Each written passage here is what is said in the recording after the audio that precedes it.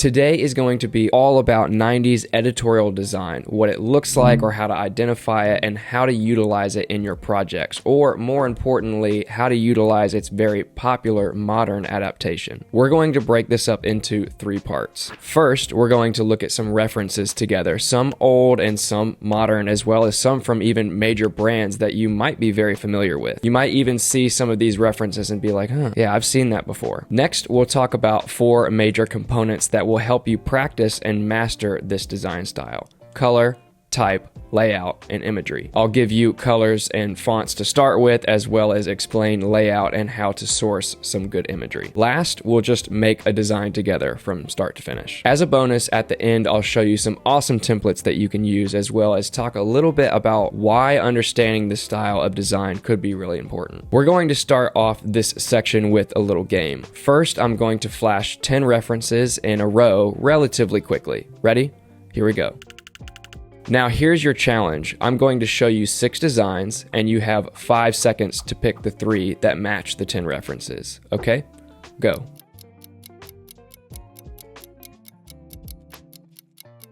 Time's up, and if you picked these 3, you were correct. Let's look at a couple more references. You're probably starting to see how the colors, fonts, layout, and imagery looks pretty consistent between designs. Check out how even like Nike and New Balance utilize this simple design style in their advertising. Let's move on to our 4 major components. First, we have color. Since this style was born in the late 80s into the 90s, it was mostly for print and not strictly for digital purposes. This means that we're going to be using mainly CMYK and not RGB. RGB is used for screens and CMYK is primarily used for print. More often than not, we'll actually only be using 2 color variants, being black and white. But our white is more of a nice soft off-white or cream. This is more inviting than a flat white, which normally feels too cold in digital. I like to use an off black as well. If you don't know what that is, I just take my slider all the way down from the bottom left corner of black and just bring it up slightly. This again helps with recreating that printed feel as if you were looking at it, since nothing you print plus the light on it from wherever you're looking at it in real life equals true black, like ever. Here are some awesome color combinations in CMYK to get you started.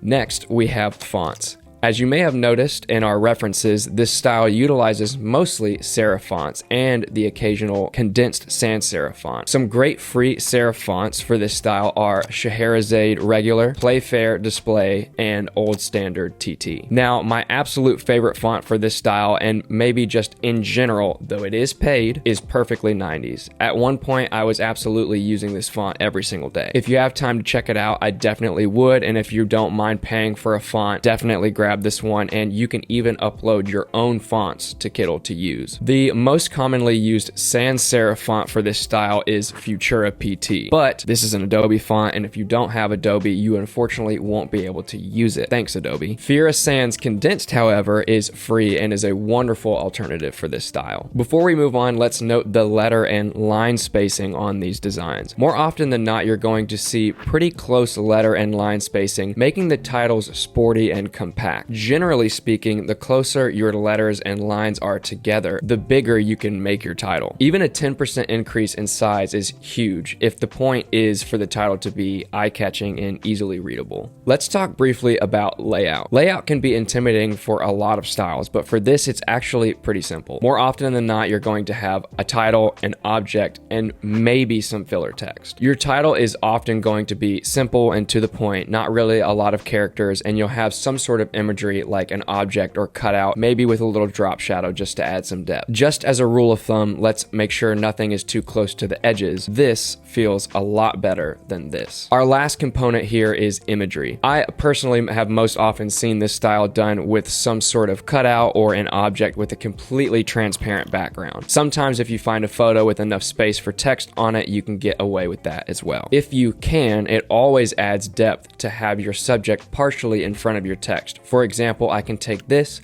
duplicate it, remove the background from the subject, and then place the subject in front of the text just slightly. Let's also make sure that our imagery matches our text and background color-wise. We don't want to have a muted background and some super duper bright, futuristic, vivid looking picture. It won't mesh well and it's just not really the vibe. Now let's make a design together. For this design, I just have a simple off-white background, and I'm going to add some text, and I'm going to use the font that I recommended, Old Standard TT.